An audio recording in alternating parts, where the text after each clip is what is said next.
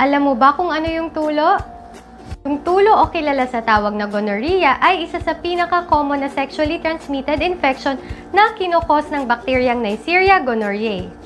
Kadalasan itong nakukuha mula sa pakikipagtalik sa iba't ibang kapareha, mapa-anal, oral o vaginal sex pa yan. Maaari din itong makuha ng baby mula sa nanay na meron ito at kadalasang naapektuhan ng ari, puwet, lalamunan at mata. Ilan sa simptomas sa kalalakihan ay yung pagkakaroon ng greenish, whitish or yellowish discharge. Andyan din yung pananakit sa pag-ihi at yung pamamaga ng testis. Madalas naman sa kababaihan, wala itong simptomas pero maaari magkaroon ng vaginal discharge, hirap sa pag-ihi, abnormal bleeding at pananakit ng puson.